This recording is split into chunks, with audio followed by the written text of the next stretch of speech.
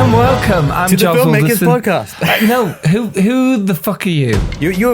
I'm Dom Lenoir. Who do you think I am? Oh, yay! I love Dom Lenoir. He's an amazing person. Today on the show, we have the director of Beast. It's just come out in cinemas, starring Idris Elba. It's fantastic. He's called Baltasar Kormákur.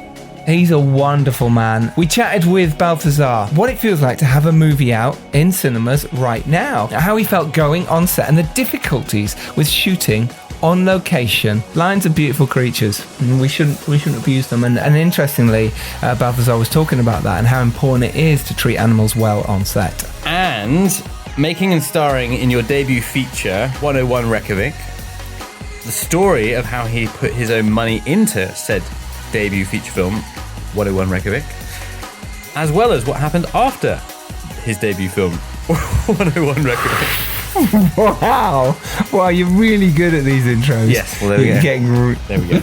We also talk about what he learned over the years, working with star actors like Denzel Washington, and what it's like to work with a studio. Also, working with a CGI lion versus a real lion. CGI lions are better behaved for a start. They are, right? We've worked that out. Yes. Sometimes they're better behaved. Yeah, sometimes. Yeah, sometimes. It is an absolute joy of an episode. I really enjoyed talking to Baltasar. He had so much knowledge and information for you lot, didn't he? He did. It was definitely more enjoyable than this intro's been so far. That's for sure. He started out as an actor, and he was a very, very successful actor in Iceland. And then he went on to direct movies like, as Dom said, 3 times, 101 Reykjavik, and then his second film, The Sea, moving on to his studio movies and in Hollywood, A Little Trip to Heaven, which starred Forrest Whitaker and Julia Stiles. And I think that's one of the interesting things that we discuss on this episode, actually, is the difference between indie filmmaking and Hollywood, and how he sort of bounced backwards and forward, and the challenges he went through to get that balance right and to feel authentic, and also to please those commercial audiences. Because it is, as Dom says there, he did bounce back to Iceland after A Little Trip to Heaven to make Jar City, which is his certainly... I mean, I haven't been to heaven, so that's quite impressive. With his feature Jar City, which was a big hit. It bounced him back onto the scene big time. And then he directed White Night Wedding, Inhale, Contraband, starring Mark Wahlberg, Robert Wahlberg. Oh. Yeah. Okay. And Caleb Landry Jones, Ben Foster, and Lucas Haas, and Kate Beckinsale, of course. Yep. And The Deep, which again was his Icelandic film, bouncing back between the two studios and indie films. And then very recently, as we all know, he has directed Beast, which is out in cinemas now. Do go support. It stars Idris Elba. And let's make it a roaring success. Let's do that. How are you, Dom? You seem in fine fettle this lovely, frivolous evening. Not bad. It's good. It's hot and muggy again, but just in your room, or? Well, yes. So you've been finishing up on The Unreason. We mentioned it a couple of weeks ago, but how's that looking? Yes, it's looking fantastic. Just had the pleasure of working with the Shakespeare Sisters again. Yeah, we had some amazing locations, and it was a really fun part of the shoot. I think it's a very high-punching indie for what it is. It's got a great cast, and looking forward to that side. But you have a film coming out very soon that you produced, which is, I think you mentioned to me August the 26th. Is that right? When the Screaming Starts is being released with Signature in the UK, which is very exciting, and shortly after it is with Cinedigm in the USA. So it's going for a nice dual release. It's a mockumentary about an aspiring serial killer. It's very funny. Connor Buru, or Buto, as has often been misspelled, much to his delight, is the fantastic director behind it. But there is a great team, and I do think it's a very funny film. And we will fill you in on all that, because we're going to do a podcast about that. We'll get Connor on and have a chat with Dom about how they made When the Screaming Starts. We both got a release coming out. Thanks for bringing it up, Dom. Stranger in Our Bed is out this Monday, coming up. Well, there we go. For you. Under a week away. Yeah. So you'll be able to get that in your ear, faces, and your eye nostrils, because it will be there for you. We'll be doing a podcast special next week, Stranger in Our Bed podcast special. And then Wolves of War is the following week. That's out on the 12th. You wait so long, you work so hard for stuff, and then they all just tumble out at once. Yes. It's exciting, it's cool. Enough of me and you. right? Because Baltasar is a legend and everyone wants to hear him. Yes. And because they should. Baltasar Kormákur, here he is, chatting to myself and Dom Lemoir. Have an awesome time. I'm not lying when I say this. You're really going to enjoy this. Hey! Hey guys. How's it been so far? It's exciting, right? You know, Beast is coming out. You're doing very well. What? How does it feel at the moment for you as a director? Well, it's the weird thing about making films is that, you know, when you're making them, you have no questions. You just go for confidence forward. You just do a thing, and then you're taking them out. You're like a wreck. You know, you basically just, you know, I describe it as being, you know, on a car crash and being a passenger. You can't do anything. If you try to do anything, it's just going to make it worse. You know, you're done. You're out. You don't have any control.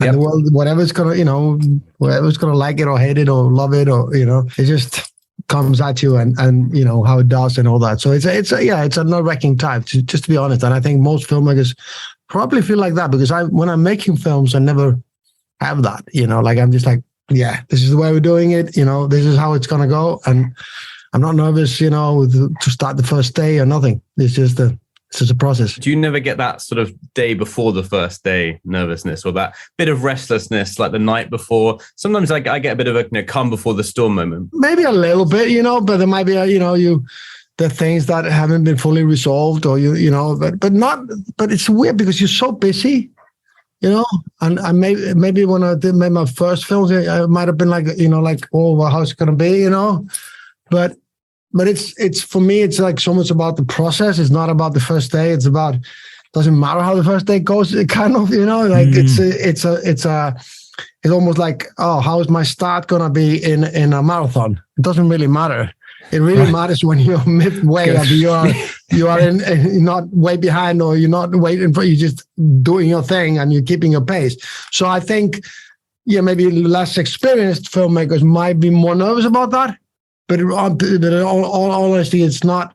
That's, you know, it's not about so much about that. You know, you can go back and you can figure it out, or whatever it is. So for you feel like you're alive when you're directing on set, the build up and all that. Yeah, and I'm a shooter, you know, in a sense, you know, like we call those, you know, director shooters that like to shoot, enjoy shooting. Some directors are not, you know, enjoy the process more about the post or the writing or whatever it is. I do enjoy all these phases, but shooting is definitely when I am most alive, you know. I do like the post. Editing process is very, you know, I enjoy that a lot, but it's very different, you know. It's like cooking the meal after you just went out to get the lion, you know. I agree. It is different, isn't it? You've got that the on set, things can happen, magic can happen. Post, you're kind of fixing mistakes, or you're trying to piece something together sometimes. Yeah. And obviously you create the film in the post stage, you really do, but you can never really go back and redo something. You can change it or tweak it or adapt it or get away with something. But you're right. When you're on set, it's magic. It's very present, and it's very instinctual, because you're just sort of reacting to things and trying to get ahead of things, and everything's very in the moment, I find. Yeah, but I maybe I don't fully. I do actually think that you know, like, films are made on all the three stages, because something, and I heard this, and I some people might, you know, that you make the film in the post. I think you make 3 films. You know, you make one in the prep and one in the shoot and one in the post. And I think that's kind of what is great if you allow yourself, you know, because I do think if you look at yourself as a movie god or something stupid like that, and everything has to go exactly by you, you're going to end up in a ditch, you know. So it is enjoying, for me, it's enjoying the process of each step and allowing it to bring whatever it brings to you. And there are gifts on the way that you might take it. But if you have blocked yourself against them, it doesn't mean you lose your sight. It just means that you have to be open. And I love, you know, it's actually Bergman, I think, who said, like, the more you prepare, the more you free you're on set. You know, and be free to let it all go and do what what is, you know, kind of on offer. You know what? Because everything is going to bring a different thing, to the set each day. What was it like? I mean, the challenges of shooting this kind of thing on location. Like, was it a very tight schedule? Was the heat a problem? The sort of the logistics side of things. Like, how did that kind of work? Well, here's the thing: everything is a problem on a film set unless you make it not. Like it's like everything can be your. I just even say sometimes that the babysitter of the lead actress can be your problem. If she doesn't show up on time or sick or whatever it is, but then if you stop seeing like, and because I remember like experiencing some way back, like everyone is trying to work against me making the film I want to make. Like everything here is just like trying to tear it away because it's not the way I wanted it, and it doesn't. But that's a little bit over controlling, and I think that's what you gotta learn. Is that without losing any ambition or not pushing, is that you have to kind of embrace it. And I also, when I was making Everest, you making such a big kind of a studio movie. And it's also you're working with a mountain. You're in there's an avalanche coming, and you're gonna shout at it, or you're gonna. That's not in the schedule. That avalanche was not in the schedule, and there isn't a roadway to get to you can't get to your set or whatever. So you start, remembering like you just have to bow your head to the mountain and kind of take what it gives you. And it is a little bit that.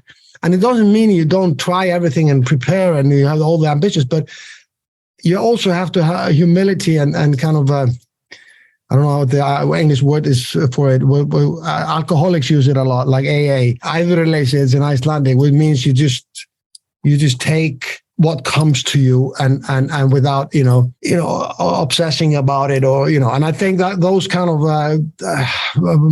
movies have taught me like to stay calm in any kind of situation. And that is interesting because you have had a varied career. It's really interesting, the sort of big studio movies, you've played in TV, you've played in all these different roles. You starred in 101 Reykjavik, you directed it, you produced it, you wrote it. How did it help you being somewhat of a star in Iceland at the time to get it made? Do you remember that whole process now about, because it's 20 years ago? Yeah, I actually did, and because I had become, the guy, in Icelandic film industry as an actor, and there was of course financing Iceland isn't a joke. It's really we had 360,000 people. The history before that, we had one director probably that had done maybe one or two. One of that had been nominated for an Oscar and had some love from abroad. Wow. And I had played in the lead in two of his movies at that point. Devil's Island, and Angel of the Universe. Mm-hmm. And it's called Fredrik Fredriksson, this guy. But there was, it was strong. People were losing their houses. And I actually, when I did my first film, I did put my, did all the stupid things. And you put your own money in? Yeah, I put my, I put I built a house at the time. I've been quite successful, but it doesn't pay a lot in Iceland. And I mortgaged my house to make the film. What do you feel now, looking back? Do you think that was idiotic? Did it get you to the way you needed to go though? Yes. That's the other thing, like, because it's a mistake, but here's the thing, and there's a lot of, you hear all these stories, and people will hear this story and say, "Oh, he did it, I should do it." and I wouldn't tell no one not to do, like, the dreams come true. But we only hear the stories then when the needle, when the thread goes through the needle, but not all the 99% of the other where people lose their houses and stuff like that. So and I've, you heard all the stories about this incredible success or pop stars that nobody can have any opinion of their music. And then you only hear about the ones who actually made it. And then went right to the bin, There's so many of the others that go right to the bin. You're right, who have put money into their own films that have never seen the light of day. And I was very close to that, by the way. Really? And I can tell you, if you want to hear those stories. Please, yeah.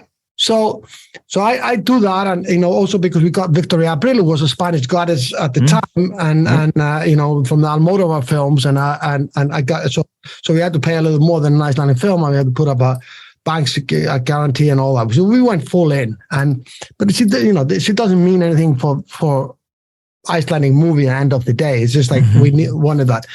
So we are full in, and I remember I edited quite a long time because I really changed the film. Actually, I did change that film a lot in the editing, especially at the beginning, because it was very linear, and I felt, I was at the time of Trainspotting and those movies were coming out, and I just didn't feel like it was exciting enough in the beginning. So I messed up the whole timeline in the beginning, and then it kind of worked. And I was in, we were in Cannes, not in competition, it was just showing it to selective buyers. It was, and there was some, Czechoslovakia or someone bought it, and, there was very good reception, but it didn't quite move the needle, Yep. And then I went to Locarno, we won some prizes, and I was in the officer selection there, and which is an A festival in Switzerland. For those who don't know, it's one of the better ones. But there was no market there. Nobody bought it. Right. And now I'm in this is like Cannes is in May. I'm getting close to August now, and right. Centropa was the selling company. Peter Alberg Jensen, who sells Lars von Trier's films. Mm-hmm. And I remember I was in Haugesund, which is a Scandinavian film festival, and the movie is kind of dying. Yeah. And we have a meeting with him, and he says to me in those words, Baltasar, your movie is not selling. It's done. It's over. And I go like, what do you mean? I mean, my experience is that if it hasn't picked up in this time, that movies don't, there might be one or two territories where something goes. But I said, fuck, I'm going to get bankrupt. I said, I'm going to lose my house. And he says, yes, well, I don't know if it helps you, but Lars von Trier went bankrupt 20 years ago, and look at where he is now. That's what he is, like doing Breaking the Waves and Dancing in the Dark. He's back in, Yeah. And I was like, yeah, great, thanks. 20 years, he said. So I'll be back in 20 years. And when you're 30, 20 years is, from then to now, and you're like, that's an eternity for you, and no sense. Mm-hmm. And but we had this, we slot in Toronto, in Discovery, in the little section in Toronto, first timers. And I don't know what happened, but those are the movie gods. They suddenly, it turns from basically being dead on arrival to people chasing me in the streets, agents trying to sign me up. The journalists want to talk to me. The movie just suddenly caught fire, And I know this is everybody's dream, and it never happens again. By the way, when I had like a bad experience, it's gonna be fine because but it doesn't happen like that usually. Yeah. So suddenly the movie wins the Discovery, best first feature, and it sells basically to any territory in the world. I keep my house.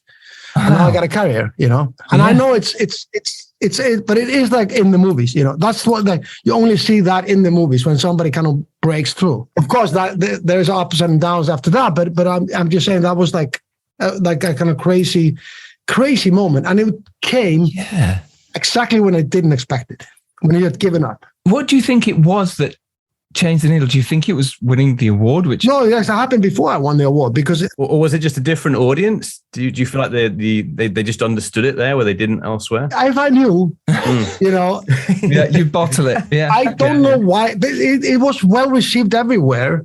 It wasn't a problem with the reception. Oh, okay, yeah. Why would we buy Icelandic movie? What is it? There's no history of Icelandic movies doing anything. It's a different time than now as well. It was harder for foreign language films at that time than it is now. It's hard now, but it's way harder then. Mm-hmm. And there was no history of Icelandic films except, like even though that my Frederick hadn't really, the film wasn't doing anything abroad. They didn't do any business. But this is what happened. I have no idea. The Canadian audiences, I don't know. But the buyers all over the world certainly started buying the film. It's just some wipe that happened.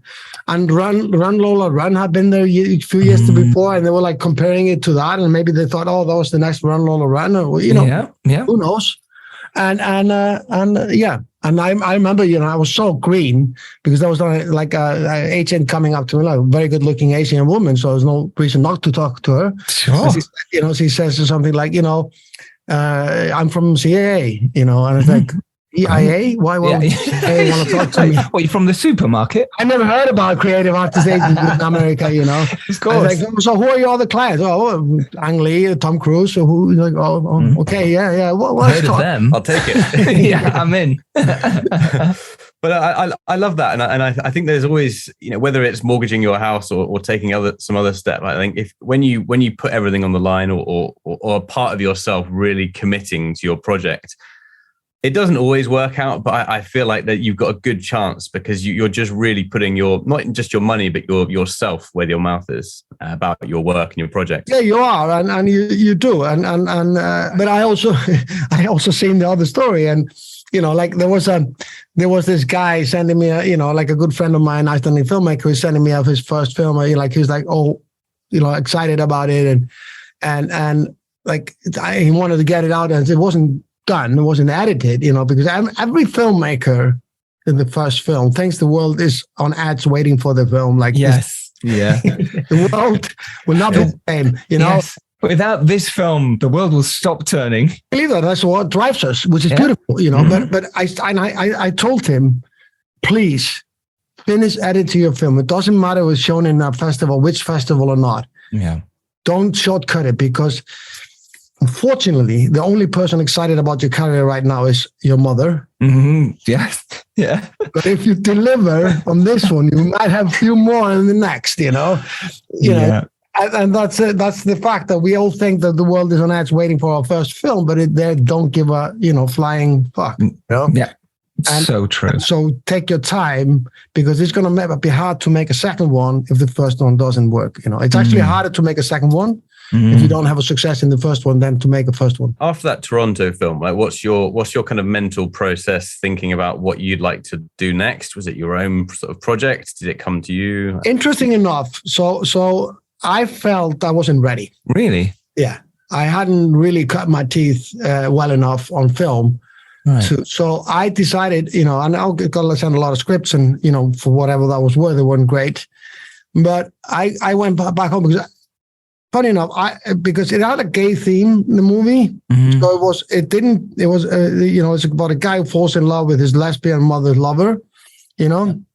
How fucked up that? Yeah. Welcome to Iceland. His mother is dating. She's divorced. She's starting to date this woman, and they'll she goes to visit a family, and he's left with the mother's girlfriend, who's a bit of a wildcat, who's played with Victoria Abril, Spanish flamenco dancer teaching in Iceland. How stupid that would be. And they end up getting drunk and end up in the same bed, and he can't get over it. So he's now impregnated his mother's girlfriend. Yeah. So, yeah. And this is what the world needed, right? Yeah, exactly. It's exactly what the world needs. At the time. But it's true. Things like that at the time, it was fresh at the time. And it was exciting, right? Yeah. That's what made the difference. Yeah, it was a cult. A lot of places it played it great, but it didn't play that great in Iceland. Because it had a Spanish actress, and then it had a gay theme, and and the trouble with when you come from such a small country, you can't afford to make only art house films for your home market. You have to kind of make and that's what I realized. You have to make a film that works commercially in your environment, and then it's an art house when it goes out, when you're doing films in Icelandic. So there has to be kind of a balance. Not that I'm like so cunning, but it's like, and by the way, 101 is that kind of a film, but because at that time having a gay theme, would always work against you, in some way, in a more commercial environment. But anyway, so I felt like I'd won over the world, but I hadn't won over my own people, So I thought I was going to make something very dear to the Icelandic people. Yeah, and that brings us perfectly onto The Sea, right? Your second feature film as a director. Because you were acting in between that. You'd done a couple of other, three other big movies as well. So you were still that, but your passion at that point was, I want to make another movie. Yeah, and I want to make a film about something, more Icelandic, and it's about the fishing. You can't get more Icelandic. It's based on a play, and it's based about a fishing quota in Iceland, and a family drama built like a King Lear thing. And the opposite happened there, It was the biggest film of the year in Iceland. It didn't impress as much abroad. But it's kind of because you were from there. You know, you live there. It always feels better when something does well at home. It's a base that I think is very important, you know, to be honest. And it's a base that you want to keep, because I think if you get lost in the in-betweeners, like you're not doing something that people care about, and then you're trying to be a part of something else. It's almost like an imposter syndrome. Like I'm trying to be a part of something, and I haven't really done my groundwork. And I like expanding, like I remember my sisters were going to Asia to study. I was like, why would you want to do that? You know, why don't you just expand from where you are grounded, and then if it gets you to Asia, like and all the rights, they did what they did. But I was thinking about myself, like I don't want to go somewhere else and make the others' cultures, mine. I need to work out my culture and bring it out. But of course, then it got to a place when we, started making Hollywood movies. But we can get to that later. So I think in some way after that, I was ready to open up a little bit more. But then I did a terrible misstep, which was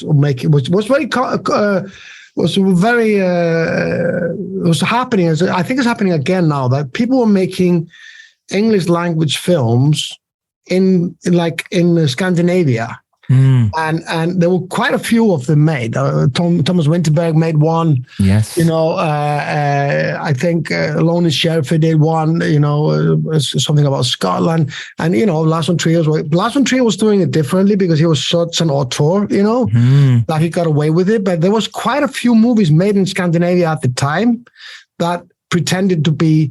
And that's when it happens. You don't have a home anymore, and people, because in English they don't connect with it because it's not a part of the UK culture, and it's not commercial or big enough to be a part of the American culture. So for some reason there was a period of that, and I feel like that might be coming back in some way. But for you, obviously, you're talking about A Little Trip to Heaven, right? Yeah, because you had Forrest Whitaker and Julia Stiles in the movie. Yeah, because I had the support of the CIA at the time, right? When I realized they were not spies, but actually an agency. They supported me and got the cast. Distant relative.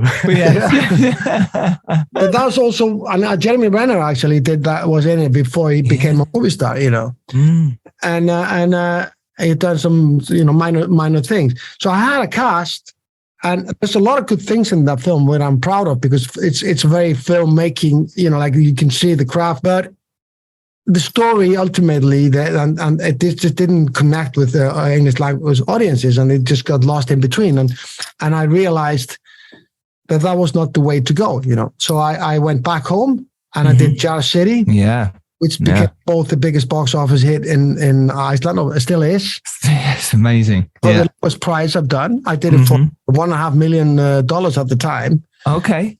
And I take it A Little Trip to Heaven was quite a bigger budget than that. Bigger budget, yeah. I think it was about 4 or 5 at the time, which was huge.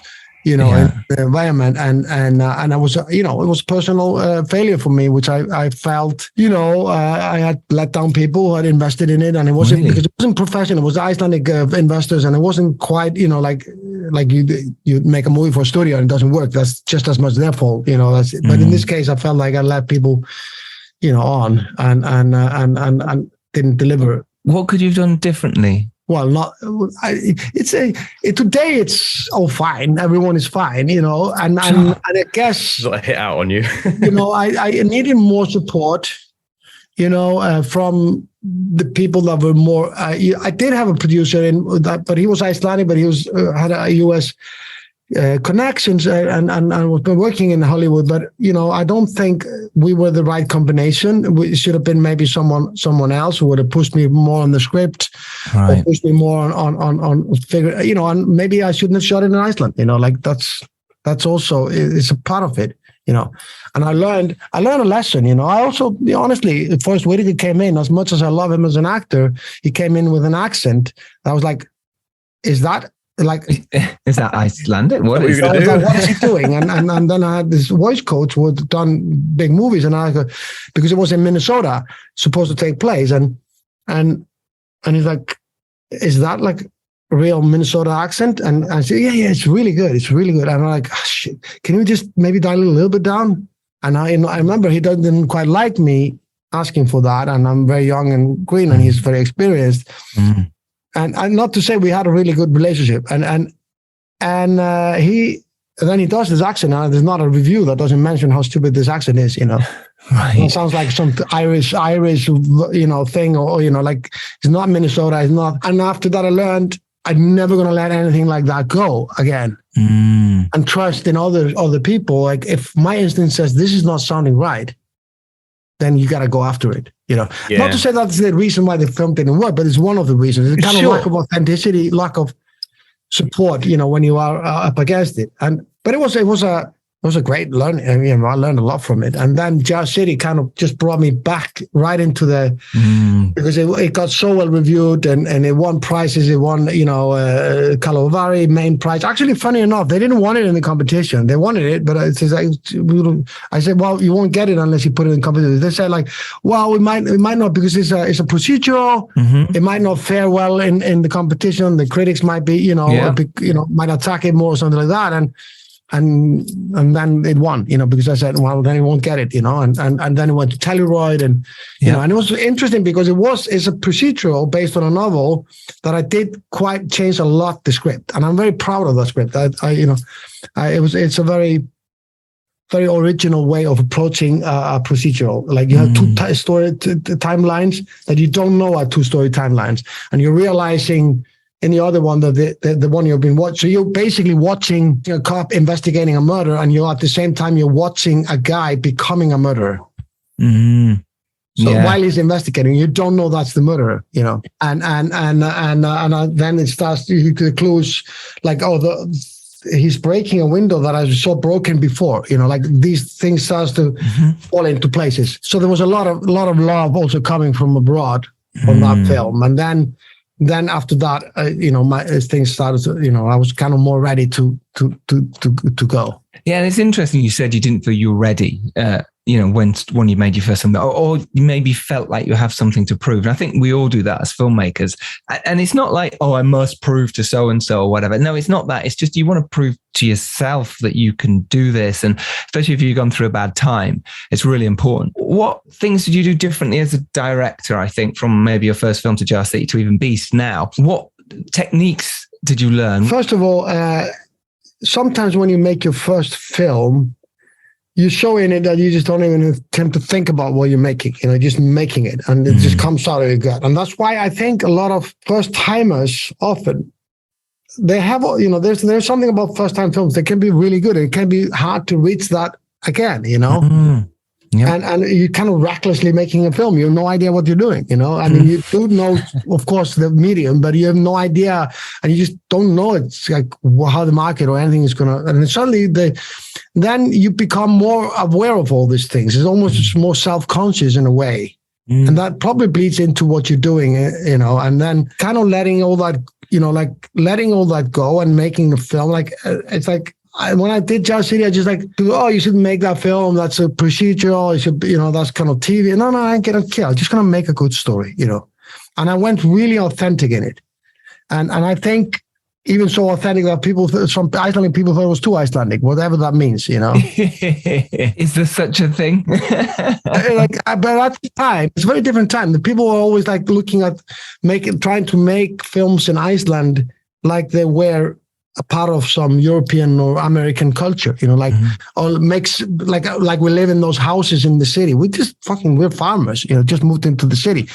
And I think allowing your own identity to be proud of it. And I think we were going through as Icelanders a period, but now you see nothing but sheep and horses and, all the films are about, domestic animals in Iceland, So we turned from being totally not wanting to show how peasanty we are, and into making it almost like there isn't a foreigner in the country, like there isn't anything but sheep and sheep farmers.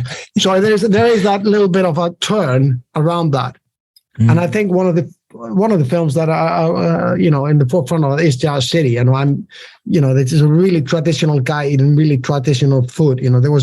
There was this scene in Jazz City where the lead character eats a sheephead, a taught sheephead. And everywhere I went abroad, people were like screaming like a horror film when he pokes out the eye and shakily puts it in his mouth. But in Iceland, people were like they were drooling, you know. And I'm not lying to you. There was a reported in the news that where I had this scene where there's a takeaway sheephead place, you know. It is a takeaway sheephead place, you know. And it went up 300% sales in that shop during the screening of the movie, you know. They were just on fire because everyone came out of the movie wanted to torch sheephead from a takeaway place. So, and then if you read the reviews about the movie, like everyone mentioned that disgusting scene, like the most horrifying image of you know. And Icelandics are going, no, it's probably too Icelandic for us. So that's what I mean. It's like I went fully in on that. So yes, you learn and you learn, but you also. So I go from maybe being totally not authentic, making an American film in Iceland to make the most authentic film possibly in Iceland I could make, you know. Yeah. And then did that change your mindset from that moving forward? Were you more particular, choosy about what you wanted to do? Obviously coming off the back of a hit, you can be, but I'm instinctual, you know. I'm not, I don't function as an intellect when I'm choosing my projects. I don't like, and maybe I resent it too much. I don't like to look at myself in third person. Mm-hmm. And I've seen directors do that, you know, and some really good ones like Tarantino talking about, there's more Tarantino dialogue in this film than in the last one. He's saying that himself. Yeah, exactly. Like, where is he now?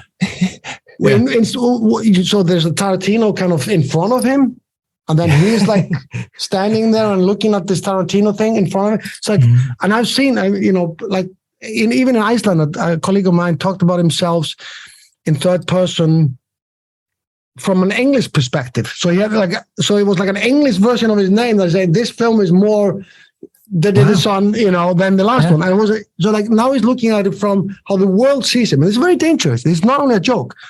You know, you get written about in every corner of the world. And of course, most of us will look at it, what people are saying about us, you know, good or bad. You know, I was, when I made my first film, I was Almodovar on ice. You know? And then I became, when I did The Sea, Icelandic Bergman. Right. Then I did, you know, Contraband and Tukas. I was the action director, Hollywood director.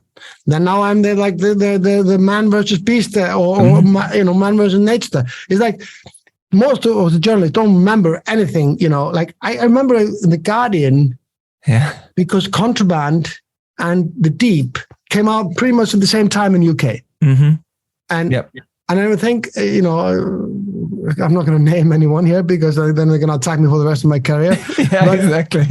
But it was like a same person writing about both of these films inside of a month and talking about me selling out and then applauding the Deep for being so authentic and Icelandic. And it was coming out in this, you know, same month. And basically like there was no connection that I made both of these films, you know. Yeah, which is so strange. That's the thing. You can't. You have to be self-aware to a degree, but you can't make films to try and please someone else. It has to be authentic for you. Yeah, and you as soon as you think, oh, what do they want from me?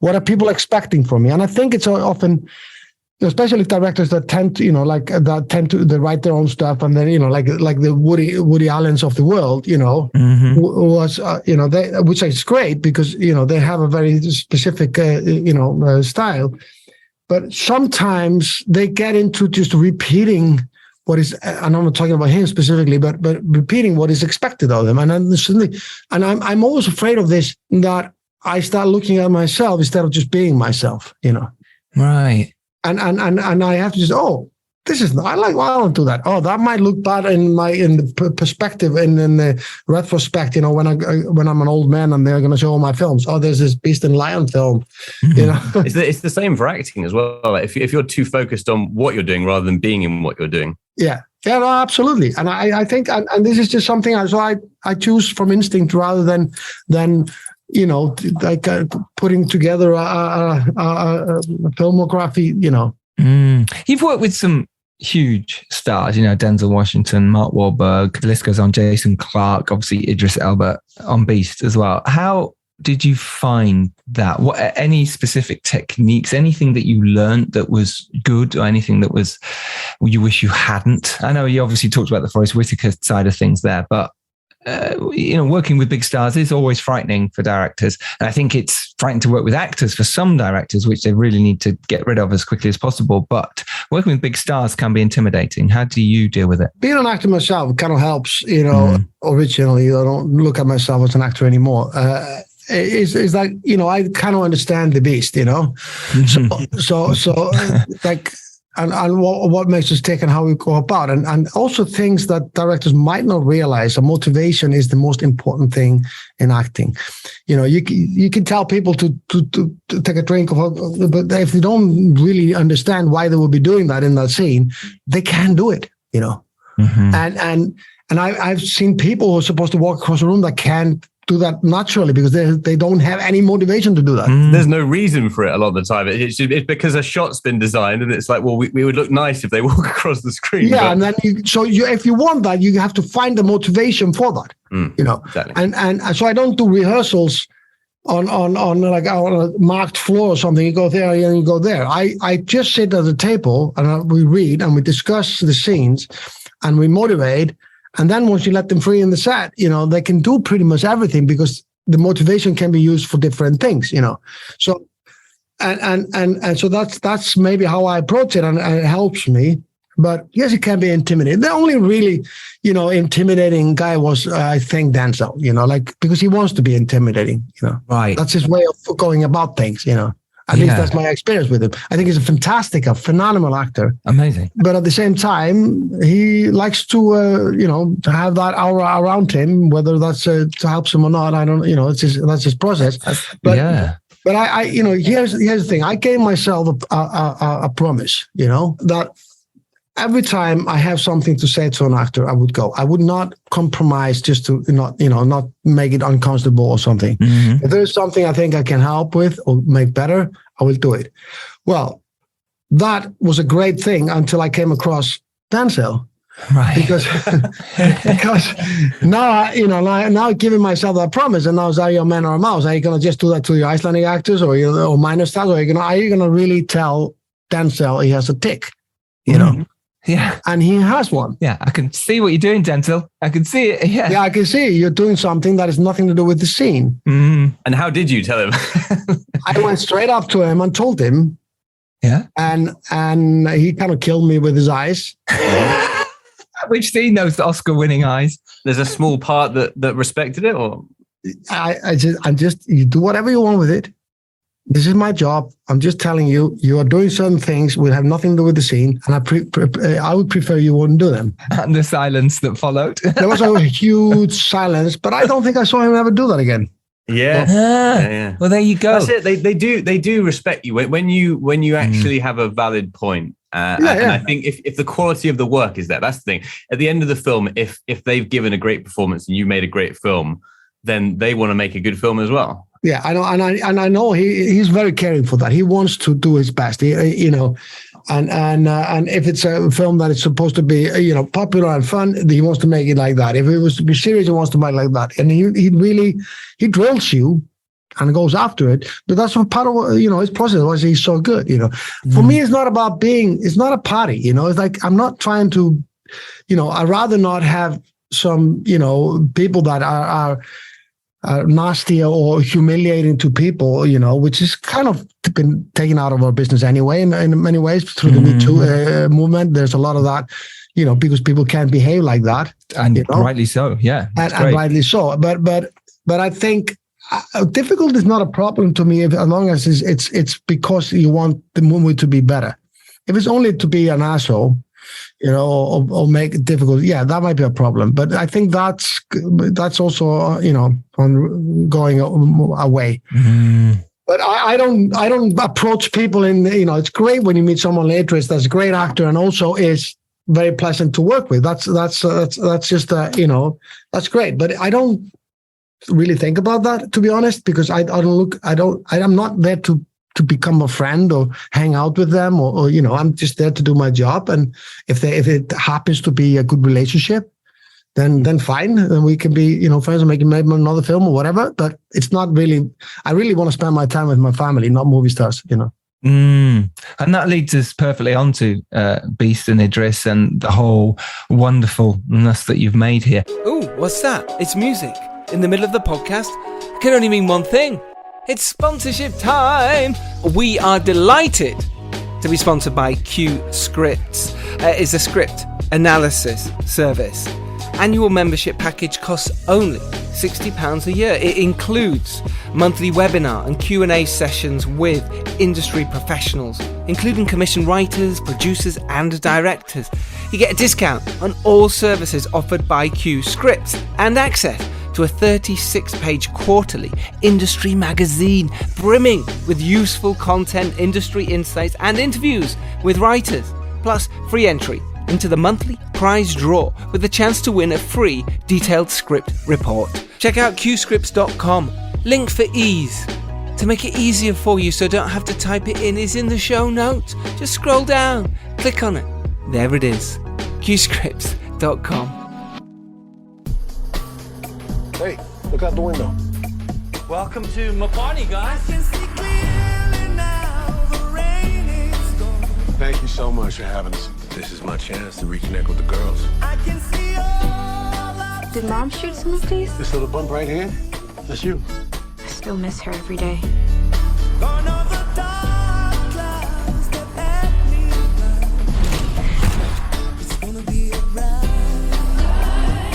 What's that? There's something crossing up ahead. Keep the girls in the car. Stay in the car, okay? Just stay in the car. What happened? Diabolo? Okay, what's he saying? Diabolo means devil. I've never seen anything like this.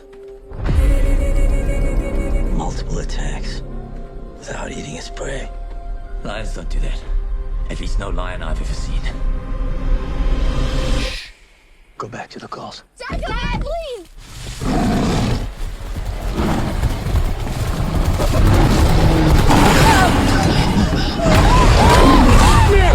Man, you gotta drive! You gotta drive! Drive!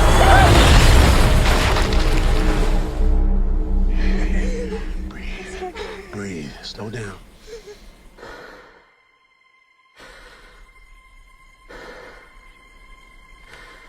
We're in his territory now. It's the law of the jungle. It's the only law that matters. Dad, they've got guns. You shouldn't be out here. What are you doing? Stop! I've got to get my girls out of here. I need you to trust me right now. I'm coming back.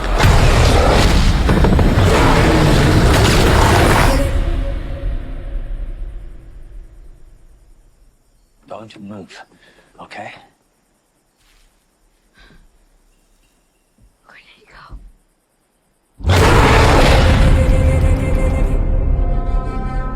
The film is it definitely has a lot of jump scares. The lion is extremely terrifying, and it you do a very good job with the sound effects and the shadows and just this idea of this kind of invisible predator. And it's a really gripping film, and it does have a lot of that kind of family element through with the that storyline. I mean, I had an immediate question about the film, which is CGI lions versus real lions. Like how was all of that sort of approached, and at what stage did that come into it? Because he is definitely like one of the big stars of the film. Yeah. Well, first of all, that was never even a conversation, because the studio wouldn't allow you to use that kind of an animal on film. Mm-hmm. That's just no way. And secondly, not as the, and there's no possibility you can make Lassie with a real animal, but you can't make a lion attack. It's impossible. Yeah. However, you're going to control that, Yeah. And there might be. Well, I was wondering for the background lions, I guess. The background Yeah. Well, that was a conversation. Actually, the first scene with Shalto, giving them that was a discussion whether we could that, but then it was a clear no because of there's insurances, and then there's also that. So there was like lion insurance. Yeah. Here I'm in Africa and I'm not allowed to shoot lions. But that was but also it gave me freedom, because that meant that they had to cover it up to make it as good as possible on screen. And I've met so many people that think that the first lions, because they know the second lion can be real, because there's no way you could have them attack Idris like that. Sure. But the first lion, people do think they are real. Yeah, a lot of people like, oh yeah, they were real, that one, but not, because that's more like the thinking and that's a lot. I remember like people saying, I know what when we did Everest, the thing is telling me what was real and what was CGI. Well, usually it was wrong. It was the opposite.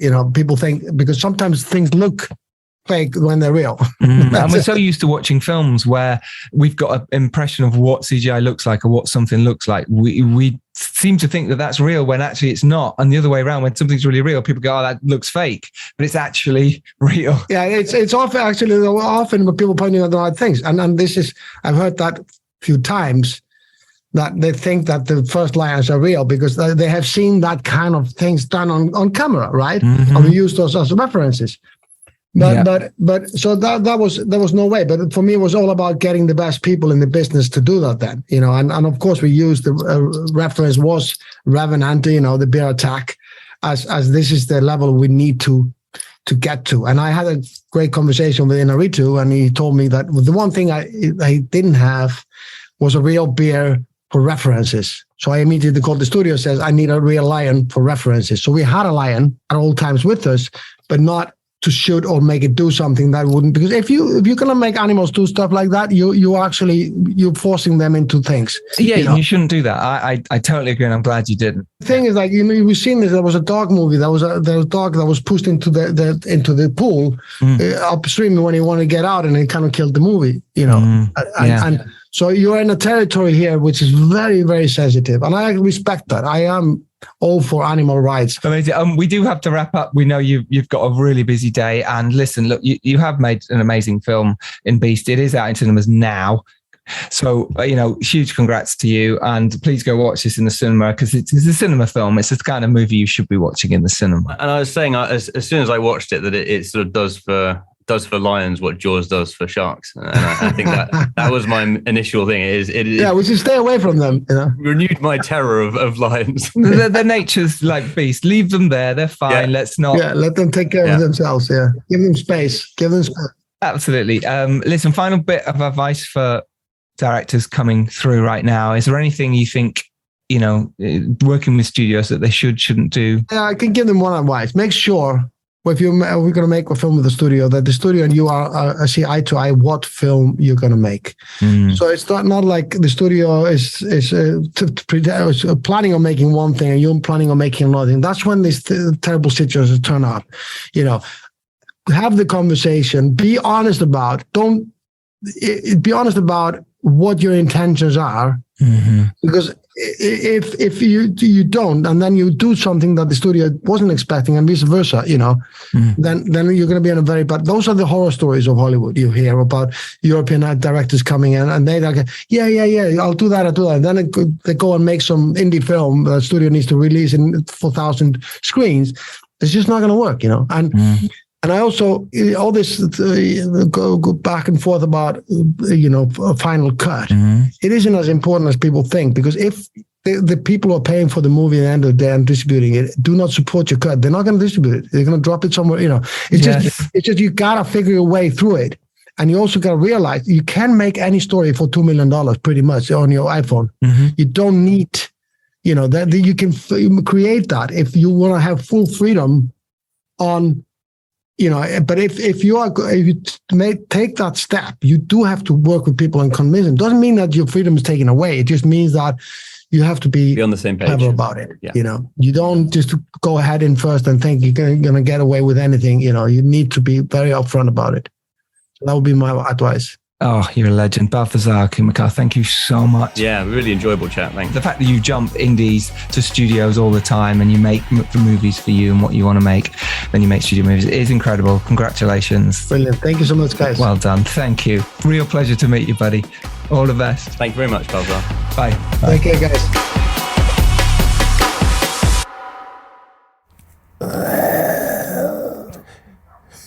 There we go. That wasn't a lion. No, I don't know what it was. It was what? I don't even know what it was. Give me your best lion. Give me your best roar. Wait, build up to this. Here we go. Drum roll, please. That sounded like Schmeagol or a gremlin. I inhaled the wrong way as I was doing it. What do you mean inhaled the wrong way? That's impossible. I need to hear. I'm very good at doing impersonations, but I need to hear it first. You've never heard a lion? Well, not recently. Let's hear one. You watch Beast? Well, that was a few days ago. Hang on, let's have a listen. Here, go on. Play it. Put it near the mic. Lions roaring compilation. All right, come on.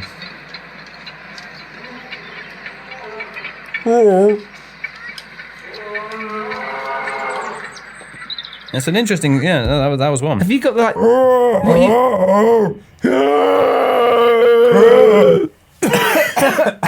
Yeah, it makes you cough. That's horrible. Yeah. God, it must be hard work for them. Yeah. No wonder they yawn. Yes. Well, now you know. We hope you liked today's episode. If you want to hear more, visit our Patreon for bonus clips and exclusive content.